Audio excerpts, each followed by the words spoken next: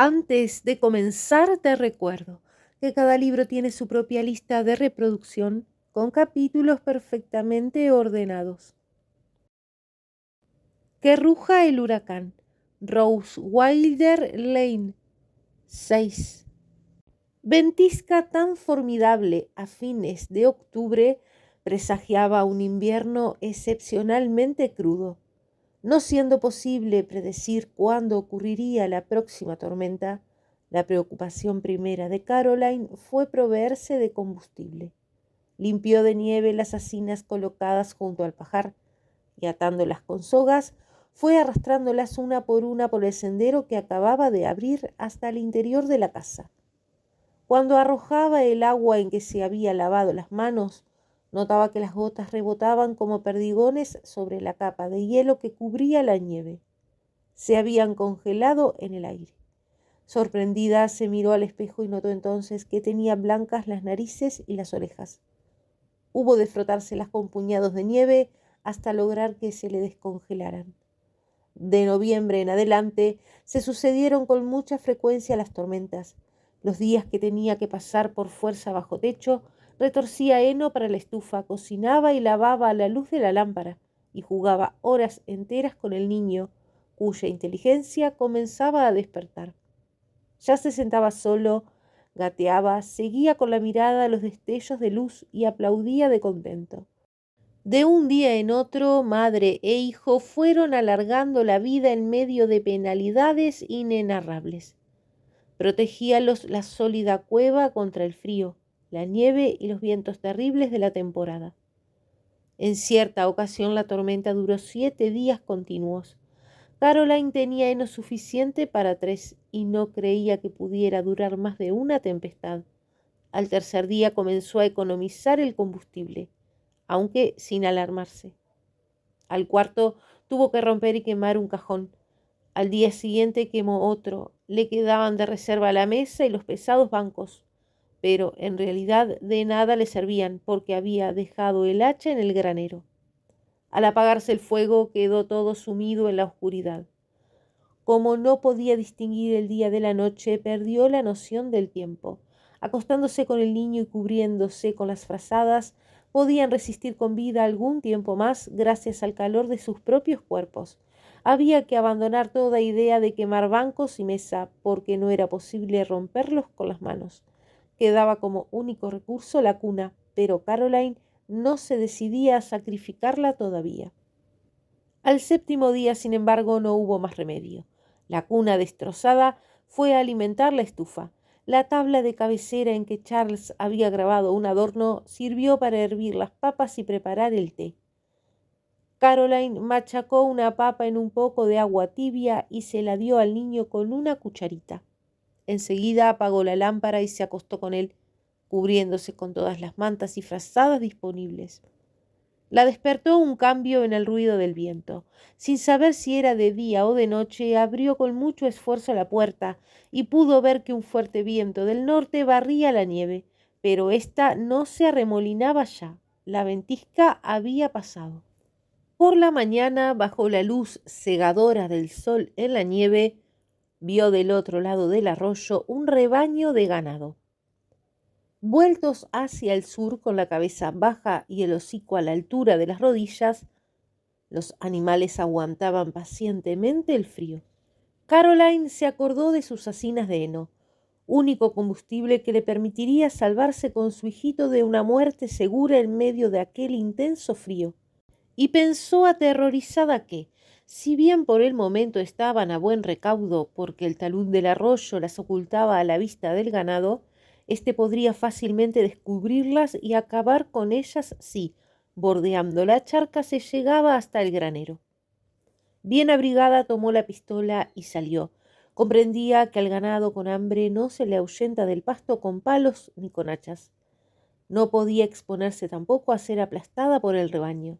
Lo único posible era tratar de alejarlo a tiros, o si esto fallaba, refugiarse en el pajar. Los animales no se movían. ¿Estaban muertos? No. De las narices les salía un vaho blanquecino. Avanzó lentamente enterrándose hasta la rodilla en la nieve. Descendió por el talud y atravesó el arroyo congelado. Se acercó a 10 metros, a 5 a 2 del ganado. Los animales ni siquiera levantaron la cabeza. Solo entonces observó la joven que sobre los ojos y las cuencas de las sienes tenían sólidos bloques de hielo que los cegaban. Se les habían formado ahí al congelarse su propio aliento mientras andaban vagando en medio de la tormenta. Apiadándose de ellos, se abrió paso por entre la nieve hasta el toro más cercano, y con las manos le arrancó la costra de hielo que le cubría los ojos. La bestia mugió, sacudió aterrorizada la cabeza y corrió unos cuantos metros. Luego volvió a reunirse al rebaño lanzando un alarido lastimero. Caroline sabía muy bien lo que le correspondía hacer en tales circunstancias y cuáles eran sus obligaciones para con el hijo, que derivaba de ella toda su vida y fortaleza. Aproximóse al ternero más cercano, le puso la pistola en la sien, cerró los ojos y disparó. Cuando volvió a abrirlos, el animal yacía por tierra, muerto, con un pequeño hilo de sangre que se iba congelando a medida que manaba de la herida. Quizá había sido una obra de misericordia darle la muerte. En todo caso, ya tenía Caroline carne para su sustento. Luego tuvo una inspiración. ¿Por qué no apoderarse de una vaca? Si no lo hacía, lo más seguro era que todo aquel ganado pereciera. En cambio, una vaca en su poder significaba leche para el niño. Y qué sorpresa para Charles cuando volviera, venciendo las dificultades que a la marcha por tan espesa capa de nieve oponían las pesadas botas y abrigos que llevaba, avanzó hacia el centro del rebaño donde sabía que debían hallarse las vacas y novillas. Escogió una de color castaño, en buenas carnes, sin marca alguna. Fue por una soga al granero, enlazó la vaca y comenzó a luchar empujándola, tirando de ella con todas sus fuerzas, para sacarla del rebaño. Caía el sol cuando logró por fin hacerla atravesar el arroyo, subir el talud y penetrar en el granero. Una vez allí le puso heno en el pesebre y le quitó el hielo de los ojos. Con la soga y el hacha regresó al rebaño.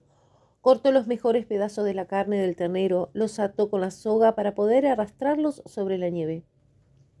Enseguida, temblando de fatiga y debilidad, fue acercándose a todos los animales uno a uno para quitarles el hielo de los ojos.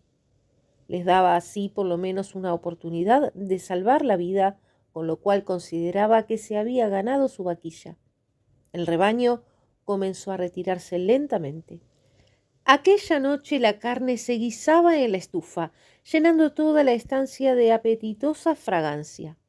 En cuanto a la vaca, tendría suficiente alimento y agua con el heno nevado del pesebre. Caroline no se cansaba de dar gracias a la providencia por tantos beneficios. Se dirigía hacia las hacinas del heno cuando un instinto secreto la hizo detenerse y volverse a mirar. En la esquina del pajar, un lobo hambriento con las ancas temblorosas y el pelo erizado mostraba los colmillos y con la roja lengua se relamía el hocico, como codicioso de una presa. Levantó una zarpa. Caroline no se movió. La fiera dio media vuelta y desapareció. Ella avanzó con paso firme por la blanca superficie deslumbrante, en dirección a la vivienda, pero sin ceder al impulso de correr aterrorizada. Pensó que en cuanto comenzara a descender el sendero del talud para llegar a su puerta, el lobo podría saltarle encima desde arriba. Cuando llegó al sendero, se lanzó sobre él a toda carrera y en un abrir y cerrar de ojos estuvo a salvo y cerró violentamente la puerta. El aullido prolongado de un lobo resonó sobre el techo de la vivienda. Otro contestó desde abajo, del arroyo congelado. Aquella noche oyó gruñidos y mordiscos a la puerta. Los lobos habían descubierto la carne fresca. Mantuvo la lámpara encendida y se pasó la noche en vela observando el papel engrasado de la ventanilla, que era por suerte demasiado pequeña para que por allí cupiera un lobo. Pronta estaba la animosa joven a disparar si aparecía una zarpa o una cabeza. Como ahora tenía consigo el hacha, resolvió hacer leña de la mesa y los bancos en lugar de arriesgarse a salir otra vez. Por suerte el heno le alcanzó para 2 días. Al cabo de ellos, un jirón de luz que brillaba sobre la nieve acumulada frente a la ventana le anunció que el sol había salido otra vez. Poco a poco, pistola en mano, abrió la puerta. No podía sobrevivir todo el invierno sin combustible. Por fuerza tenía que exponerse a algunos riesgos. No halló por parte alguna rastro de los lobos. En el pajar la vaca estaba a salvo. Desde entonces jamás volvió a salir Caroline de la casa sin la pistola. La presencia de los lobos le hizo recordar las prevenciones de Charles. Mira que pueden presentarse lobos o fascinerosos, le había escrito. Ahora, cuando prendía fuego, pensaba que el humo de la chimenea delataría a leguas en los días claros que estaba habitada la cueva. Los días y las semanas del invierno iban pasando sin que ella pudiera llevar la cuenta. Llegó el mes de febrero, pero Caroline no lo supo. Terminaba una serie de días claros de extraordinario frío, cuando al caer la noche volvieron a sentirse los ventarrones que preceden a la tormenta. La casa estaba repleta de heno retorcido, los platos de la comida lavados, y a los últimos resplandores de la lumbre que se distinguía en la estufa, Caroline se arreglaba el cabello para acostarse. De pronto, al levantar la vista, alcanzó a ver que un codo de la chimenea se doblaba y crujía. Al mismo tiempo, oyó petrificada el grito de un ser humano. Un hombre andaba sobre el techo de la cueva. Cegado por la tormenta, había tropezado con la chimenea.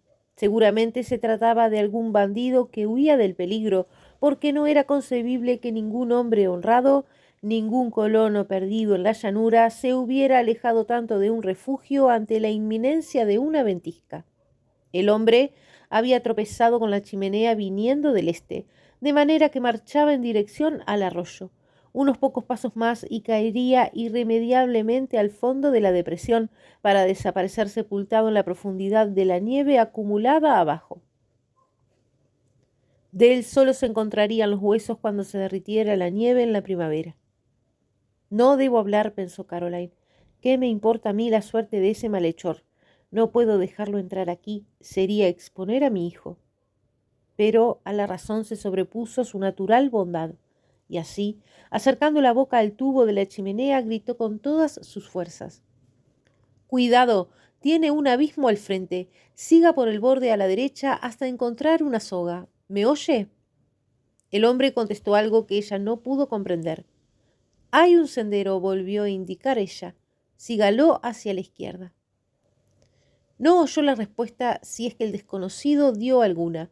Tomó la pistola, levantó la tranca de la puerta y se retiró a esperar detrás de la mesa con el arma lista. Antes que la puerta se abriera, Caroline tuvo tiempo de arrepentirse de haber procedido de esa forma, dejándose llevar por un impulso generoso.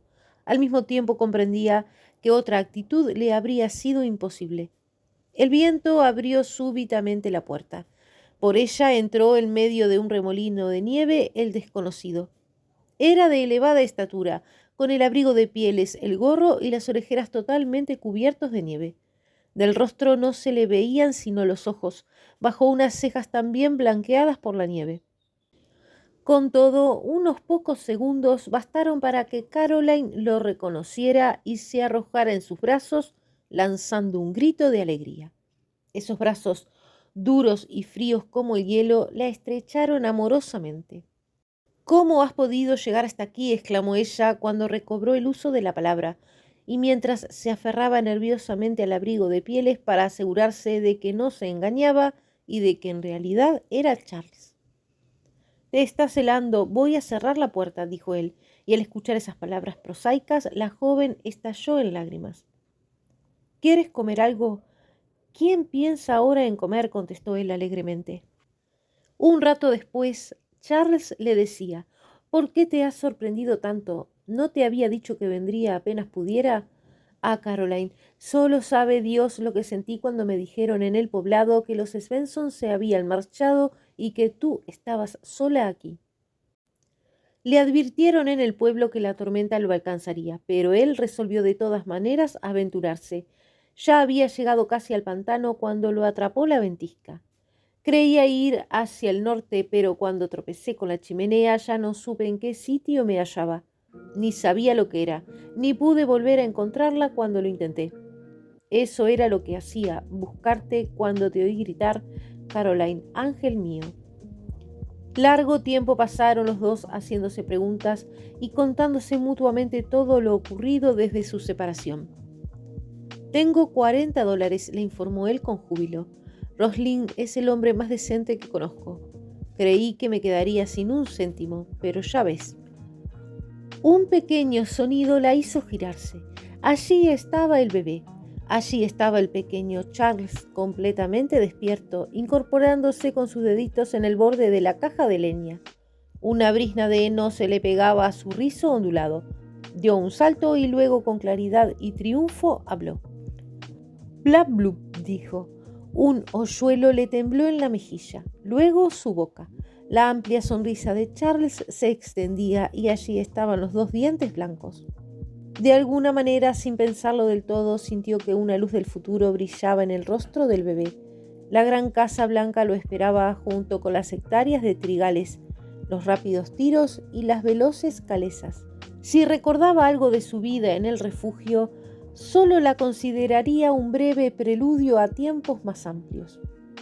Afuera soplaban furiosos los vientos de la tormenta. Pero ¿qué importaba ya? Estaban reunidos otra vez. Ahora sí podían exclamar confiados: «¡Que ruja el huracán!».